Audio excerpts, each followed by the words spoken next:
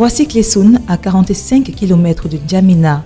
C'est cette localité, déjà baptisée Route du lait, qui va abriter la laiterie Artine dans un futur proche. Ce jour-là, on assiste à la livraison d'un groupe électrogène de plus de 1000 kVA.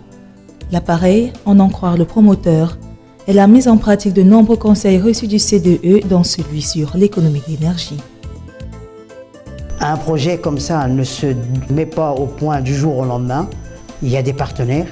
Le CDE en est un des premiers. Depuis les années 2002, par l'appui du CDE, on a déjà fait ce qu'on appelle l'insémination artificielle.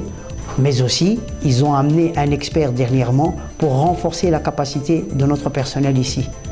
Car eux, nos partenaires, le CDE, ils ont quand même une vision. Si demain vous voulez vous agrandir, on ne part pas avec des méthodes ancestrales.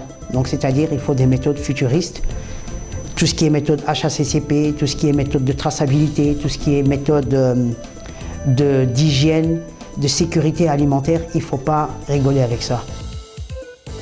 Le lait, à la base de cette activité, une fois collecté à la ferme de Dourbayi comme à d'autres points sur le territoire tchadien, sous l'œil vigilant du vétérinaire, sera soumis à l'analyse dans ses laboratoires avant d'être mis à la disposition des consommateurs.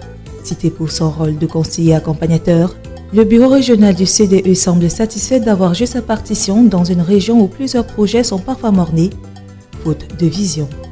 La laiterie Artine au Tchad ont été assistés dans le cadre d'un programme qui était multi-pays, qui couvrait le Congo, la République centrafricaine et le Tchad, qui était un programme d'amélioration de compétitivité, où on avait déjà sélectionné, pré-identifié des entreprises dans le domaine de l'agroalimentaire, où on devait accompagner en 3 phases. La première phase, c'était une phase de sensibilisation des responsables donc à la démarche qualité et à la compétitivité. La deuxième phase, c'était l'appui technique même par rapport à leurs problématiques individuelles.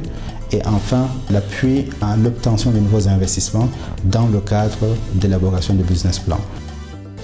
Au-delà de l'appui de cette institution, financée par l'Union européenne, cette initiative privée est suivie et soutenue sur place au Tchad par le PNSA, Programme national de sécurité alimentaire, chargé d'accompagner le développement intégral des filières agricoles.